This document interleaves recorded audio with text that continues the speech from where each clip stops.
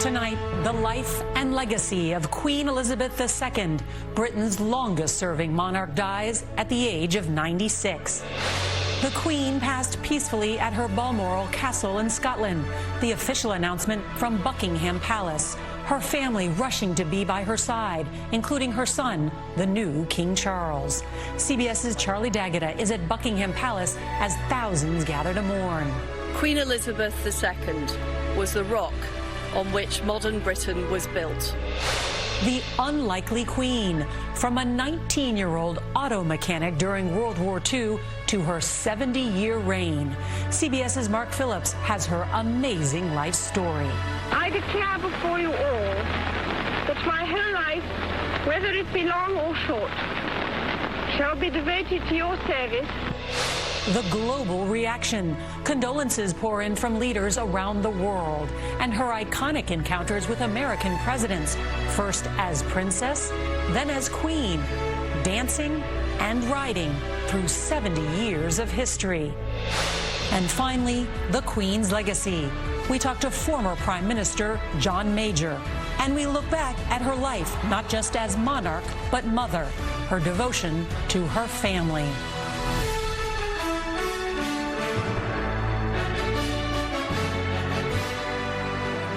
This is the CBS Evening News with Norah O'Donnell, reporting from the nation's capital. Good evening, and thank you for joining us on this historic Thursday night. The world is mourning Queen Elizabeth II, who died this afternoon at the age of 96, surrounded by family at her summer home in Scotland. Earlier in the day, Buckingham Palace announced that Her Majesty, who ruled over the Commonwealth for a record 70 years, was placed under medical supervision. Her doctors were concerned about her health. Family rushed to her side. In accordance with the royal line of succession, her oldest son, Charles, immediately became king, which puts her grandson, Prince William, next in line to the throne, followed by William's eldest son, 9-year-old Prince George. Just before her death was announced, a double rainbow appeared over Buckingham Palace as a crowd gathered. President Biden visited the British Embassy in Washington late today and left a message in a condolence book. In a statement, he said Queen Elizabeth was a stateswoman of unmatched dignity and constancy who deepened the bedrock alliance between the United Kingdom and the United States. We have a team of reporters covering the death of a queen described as a stalwart leader. And CBS's Charlie D'Agata will start us off from Buckingham Palace. And good evening, Charlie. What's the scene like there? Good evening to you, Nora. There has been an outpouring of grief and emotion here at Buckingham Palace. Thousands of people have gathered to pay tribute despite the rain. And although this is a moment that we've all been expecting, it's hard to imagine this country without her. The official notice hung on the gates of Buckingham Palace in accordance with royal protocol. The Queen died peacefully in Balmoral this afternoon. Senior members of the royal family raced to be at her bedside today at Balmoral Castle, her summer home in Scotland. Prince Charles, now King Charles, was already there. Her grandson, Prince William, who came without Kate, and the Queen's other children made their way to the royal residence. Prince Harry traveled by himself and came later. Meghan remained behind in London. On the Queen's death, His Majesty, King Charles III, issued the statement, "We mourn profoundly the passing of a cherished sovereign and a much-loved mother." The new Prime Minister, Liz Truss, said the country is devastated. Queen Elizabeth II was the rock on which modern Britain was built. The Queen was last pictured meeting with the Prime Minister on Tuesday and standing on her own, smiling by the fire, cane in hand. The 96-year-old monarch was hospitalized last October, suffering from what the palace called episodic mobility problems, forced to cut back on most public engagements since, only appearing at a few of the events during her Platinum Jubilee, marking 70 years on the throne. She has slowed down considerably, appearing more frail in recent weeks with a significant weight loss. And the death of Prince Philip in April last year, her husband of more than 70 years, paid reminder that her reign was moving into its final, inevitable chapter. Tonight, the country mourns not just the passing of a national figure, but part of its very identity, the only monarch most have ever known. Now, the Queen is expected to remain in Scotland through the weekend before she's brought down here. King Charles will make his first televised address tomorrow and finalize the plans for his mother's funeral. Nora? Charlie D'Agata outside Buckingham Palace. Thank you. The 70-year reign of Queen Elizabeth has come during an ever-changing world through peace and prosperity, wars and financial hardships. Through it all, the Queen remained forever devoted to the British people. CBS's Mark Phillips has her incredible life story. To be honest, I was watching that like a viewer. I had forgotten every part of that shoot from 2.5 years ago. Well, we just found out you got busted at Disney World. Yes, we did. The stormtroopers, no less. There you go. Glad we got to air it tonight, finally. That was worth the wait. That was amazing. Glad you guys liked it. World News Tonight with Dave Mears coming up with much more on the death of Queen Elizabeth. We'll see it tonight at 11 o'clock. Have a great night. Tonight, Queen Elizabeth II has died at 96. Prince Charles assuming the throne as King Charles III, the U.S. and the world paying respects. A symbol of strength and British resolve, the UK's longest-serving monarch, her reign spanning 70 years. Buckingham Palace revealing the Queen died peacefully at Balmoral, her home in Scotland. Buckingham Palace staff posting the notice informing the Queen has passed. The news coming just hours after the palace released a rare statement saying doctors were concerned about her health. The royal family rushing to Scotland to be by her side. Charles releasing his first statement as the new king, calling the death of his mother a moment of greatest sadness. More than 80% of Britons were born with Elizabeth as their queen. The images coming in at this hour, the British flag lowered to half-staff, a double rainbow appearing over Buckingham Palace amid news of her death. Tributes pouring in from around the world. President Biden tonight saying Queen Elizabeth II was more than a monarch. She defined an era. Maggie Rulli, James Longman from London to Balmoral in Scotland, and Mary Bruce at the White House. And we look back. Queen Elizabeth, in her own words, what she said at just 21 years old, the commitment she made, her promise, her profound words right here tonight. We also have the other major news this Thursday night, the deadly shooting spree in Memphis. Also, longtime Trump ally Steve Bannon charged in New York.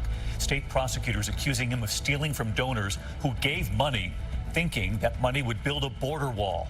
They thought they were buying bricks with their names on them for the wall. Millions of dollars. The wildfires and the heat, more than 70 large fires burning in several states tonight. 55 million Americans under heat and fire alerts across several states. Tributes tonight to a pioneer of cable news, remembering Bernard Shaw. And at the end here tonight, the message from the Queen we thought fitting to play here again tonight. From ABC News World Headquarters in New York, this is World News Tonight with David Muir. Good evening, and it's great to have you with us here tonight as the world remembers and honors Queen Elizabeth II. Word of her death echoing around the world today. Britain's Queen Elizabeth dying at 96 after a 70-year reign, Britain's longest ruling monarch. She was a steady figure over so many decades during times of joy and times of turbulent change. A monarch, a leader, a diplomat, a head of state, but also a wife, mother, grandmother, and great-grandmother, committed to duty and service. Just this week, welcoming Britain's new prime minister in person at Balmoral. The royal family sharing this photo tonight and the news that the Queen died peacefully at Balmoral Castle, where she was spending the summer. Earlier, family members gathering, arriving at Balmoral after doctors in a rare public statement reported they were concerned about Her Majesty's health.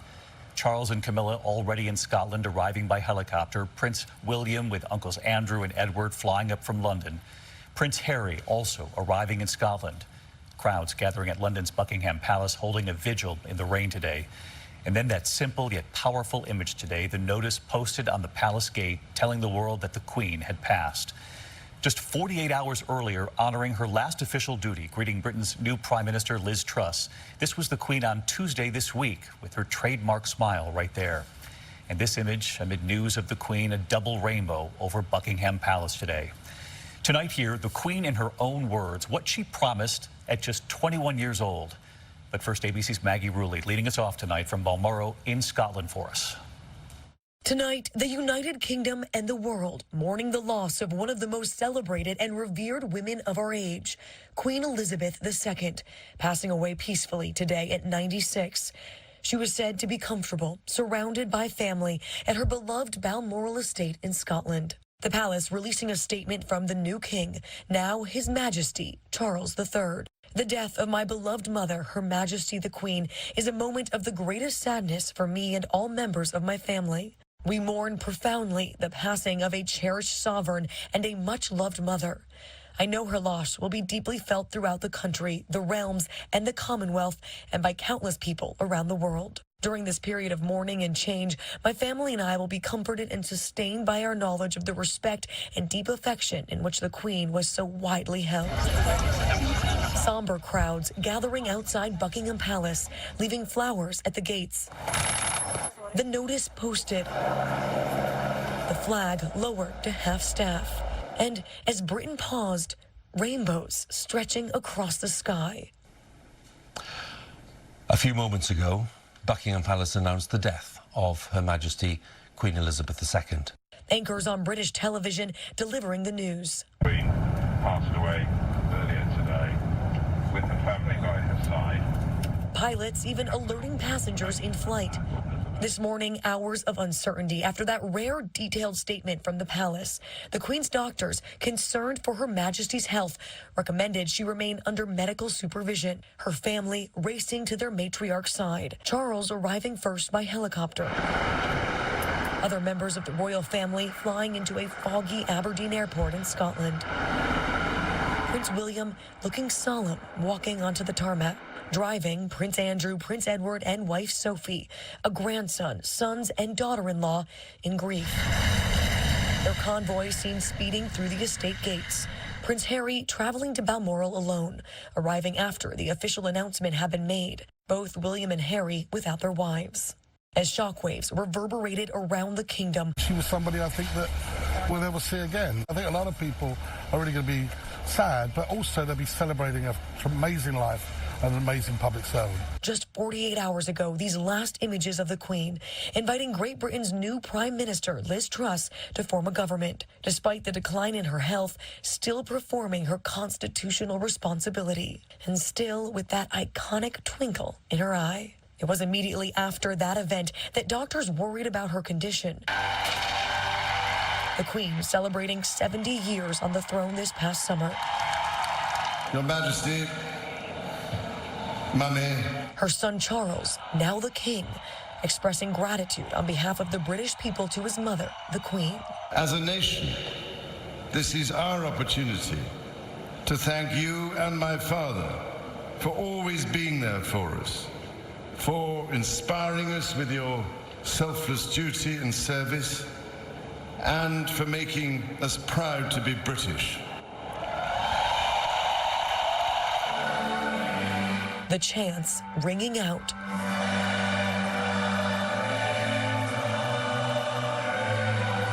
Tonight, the British people again thanking their Queen for 80% of the kingdom, the only monarch they've ever known.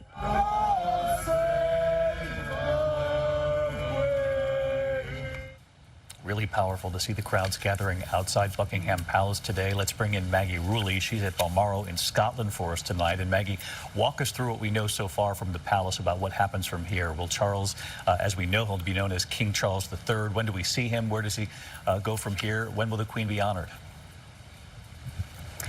David, well, the palace has confirmed he will go by King Charles III. And we're hearing we should expect the king to travel to London to address the nation. This will be his first speech following his mother's death.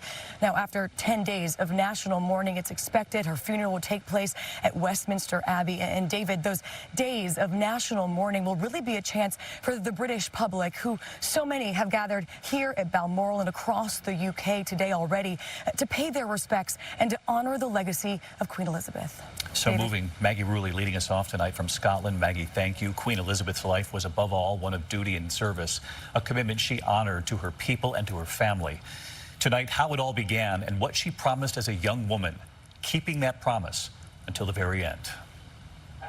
She was a beacon of stability, her strength, her steady hand, deeply devoted to her role as queen for more than 70 years. Queen Elizabeth II, her life defined by duty and resilience. And this is what she said in 1947, still Princess Elizabeth, at just 21 years old. I declare before you all that my whole life, whether it be long or short, shall be devoted to your service and to the service of our great imperial family to which we all belong.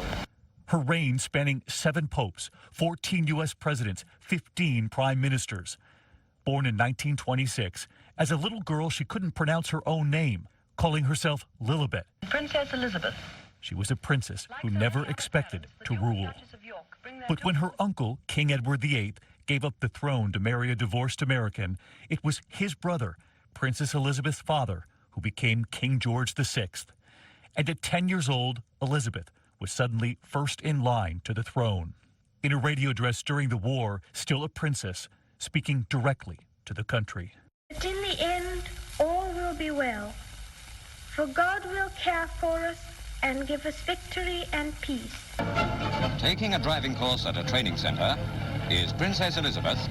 She has been learning to drive and maintain all types of motor vehicles. She would volunteer during World War II as a driver and mechanic. Wishing long life and happiness to Her Royal Highness and to her fiancé. And after the war, she would marry Navy Lieutenant Philip Mountbatten. The world would know him as Prince Philip. Take thee, Philip. To my wedded husband. To my wedded husband. Their wedding, November 20th, 1947. She was 21, he was 26. Elizabeth had told her father Philip was the only man she could ever love. In 1952, the young couple was on a royal trip to Kenya. They climbed up into a treehouse where they would spend the night, and when she came down the next morning, she was queen. Her father had died, and it was Prince Philip who told his young wife she was now the queen. The Lord clothe you with the robe of righteousness. Her coronation in 1953 was the first ever televised and was watched around the world, reigning over 52 Commonwealth countries, covering 1/3 of the world's population, while raising her 4 children, too. She set an incredible example to me, to others to follow. Her leadership, her duty, her sacrifice. She was a constant on the world stage, the most traveled monarch in history, nearly 300 state visits, the first reigning monarch to visit Australia, China, Russia, and post-apartheid South Africa. She would entertain U.S. presidents, dancing with Gerald Ford, riding horses with Ronald Reagan, watching a ball game with George H.W. Bush, having high tea with the Clintons, attending state dinners alongside Prince Philip with President Obama and former First Lady Michelle Obama. A master of diplomacy, she would navigate the monarchy through moments of joy, of sadness, and through great challenges, too. And the family moments on the world stage, the wedding of Prince Charles and Diana. Later, their divorce and Diana's death. It was the Queen who consoled. What I say to you now, as your queen and as a grandmother, I say from my heart. First, I want to pay tribute to Diana myself. She was an exceptional and gifted human being. She was keenly aware of the British throne. The world remembers the woman who changed the monarchy forever. Her reign comes to an end. The Queen's eldest son, Charles, is now King Charles III. His farewell message to his mother. NBC Nightly News with Lester Holt starts right now. Tonight, the death of Queen Elizabeth II after a historic 70 years on the British throne. A pillar of Great Britain and beyond in a constantly changing world. Her reign beginning when Winston Churchill was Prime Minister. The last image of the Queen when she appointed a new Prime Minister just 2 days ago. Her family rushing to be by her side, including Prince William and Prince Harry. Her eldest son, Charles, now officially King Charles III, immediately ascending to the throne after a lifetime preparing for this moment. His new message tonight. And reaction pouring in from across the world. President Biden calling her a steadying presence for generations of Britons and a stateswoman of unmatched dignity. The Queen intensely private but also very public, enduring the troubles and tragedies of the royal family as its matriarch, a figure of enduring global fascination, her life captured in headlines and by Hollywood. Tonight, the Queen's legacy, her relationship with America and its presidents as the world remembers Queen Elizabeth II. This is NBC Nightly News with Lester Holt. Good evening. The Queen is dead. At 96, Elizabeth II is gone, leaving an aching hole in the hearts of Britons, most having never existed in a world without her. She was the comforting touchstone for her people and for her royal family during moments of tragedy and challenge. Revered at home, respected across the world. Her formal appointment of a new British Prime Minister just 2 days ago, providing her last public photo and completing a remarkable arc of history across her 70-year reign as Queen. Tonight, a simply worded proclamation posted outside Buckingham Palace formally announcing the Queen died peacefully. Members of the royal family gathered at the Queen's Scottish estate to say their goodbyes. Tonight, in the UK, people have come out to lay flowers or simply stand in a falling rain to pay silent tribute to their Queen, and ready to welcome the reign of her son, King Charles III. Keir Simmons is in London to start us off. Keir, you're at Buckingham Palace on a mournful day. What are you seeing there tonight? Well, Lester, it's hard to comprehend, isn't it, that just a few months ago we were watching the Queen on that historic Buckingham Palace balcony celebrating 70 years on the throne. Tonight, close to midnight, there are crowds outside Buckingham Palace to pay their respects to this historic, towering figure. This is the last moment the world saw Queen Elizabeth. Just 2 days ago, the Queen pictured looking frail, but sprightly, meeting the new British Prime Minister. Always doing her duty, even days before her death. The palace first announced this morning doctors were concerned about her health. Then, around 6:30 local time, posting a statement on the gates, reading, "The Queen died peacefully at Balmoral this afternoon." Prime Minister Liz Truss, who had appeared in that last photo with the Queen, saying she was her inspiration. She was the very spirit of Great Britain, and that spirit will endure. Tonight, the Queen's son, Charles, now becoming King Charles III, though his coronation will not likely be for months. In a statement, calling his mother's death a moment of the greatest sadness for me and all members of my family. The royal family pictured racing to be by her side. Grandson, Prince William, driving. Her sons, Prince Andrew and Prince Edward, in passenger seats. Already with her at Balmoral, Prince Charles, with Camilla and the Queen's only daughter, Princess Anne. Prince Harry travelling alone to see his ailing grandmother, arriving after her death was announced, leaving Meghan behind in London. The Duchess of Cambridge staying with the children. Throughout the UK, flags are at half-staff, crowds gathering in front of the palace to remember Great Britain's longest-serving monarch, a historic 70 years on the throne. Born in 1926, the third grandchild of King George V, Elizabeth would guide the nation and its monarchy through historic challenges. During the Blitz, the royal family stayed in London despite the nightly bombing raids from Nazi Germany. To the people of Britain, there was this message from their future Queen. We know, every one of us, that in the end all will be well. For God will care for us and give us victory and peace. That speech sealed a special relationship with her future subjects. Westminster Abbey, 1953, the first time TV cameras were allowed inside to record a coronation. The celebration was seen worldwide. And Elizabeth's reign would be felt worldwide. She was the most widely travelled monarch in history.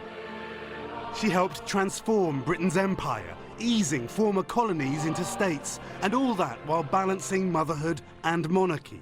3 sons and a daughter. She encouraged her children to live lives beyond the palace walls. In some ways, the royal family appeared just like the rest of us, vulnerable. There was divorce and reconciliation. Her son, Prince Andrew, mired in accusations of sexual misconduct. But the tragedy of Princess Diana was an especially dark moment for the royal family. Her fairy tale romance and marriage ended in scandal with a messy divorce and then death. Diana killed in a traffic accident in Paris.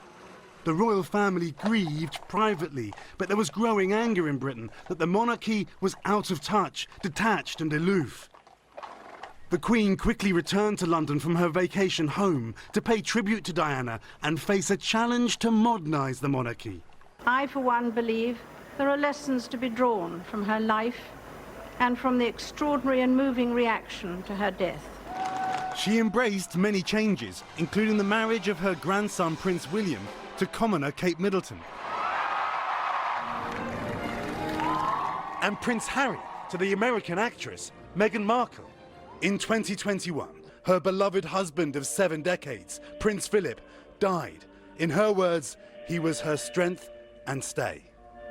Her Platinum Jubilee celebrated with a military parade. Beacons lit across the world. I keep mine in here. A surprise appearance from Paddington Bear.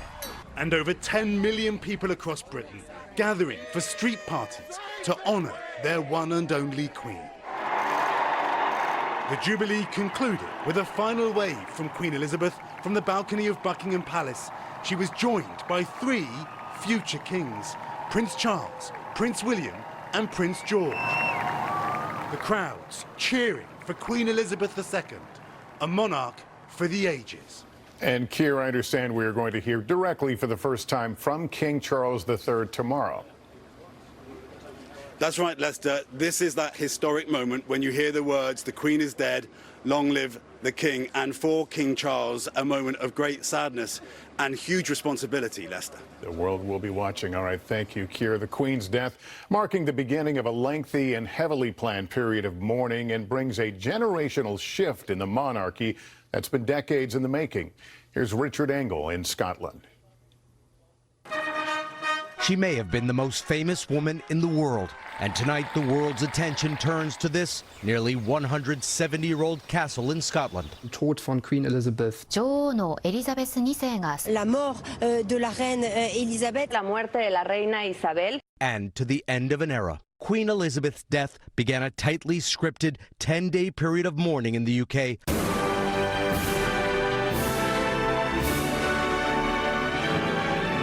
The BBC today playing the national anthem, God Save the Queen, after the news broke. And soon to include the many celebrations of her life and legacy that will follow. She's been wonderful, and she's given her life to us. I guess no one thought the day would come, really. We were at an airport in London when the public announcement was made. After, I guess, just about 4 hours of speculation, now official confirmation is coming. The signs were there, weren't they? But it all still comes as a shock, doesn't it? Especially when we saw her on the television, kissing hands. Just, when was that, 2 days ago? Condolences are pouring in from around the world. French President Macron calling her a Queen of Hearts who marked as never before her country and her century. Ukraine's President Zelensky calling her death an irreparable loss. And as one chapter ends, another begins. King Charles III now ascending to the throne. He'll travel from Scotland to London tomorrow. With the Queen facing recent health problems, he's been transitioning into the spotlight, delivering the traditional Queen's speech to Parliament back in May. Her Majesty's government's priority is to grow and strengthen the economy. Taking on a role he's spent a lifetime preparing for, since the age of 20 when he became the Prince of Wales. I, Charles, Prince of Wales, do become your liege man of life and limb. Incredible pressure for the new king as he mourns his mother. He's the longest serving heir apparent in history. He witnessed the Queen's coronation. He knows how this plays out, but that doesn't make it easy from him from an emotional perspective. Now leading the UK through a moment that was anticipated, but has left this country nonetheless in shock.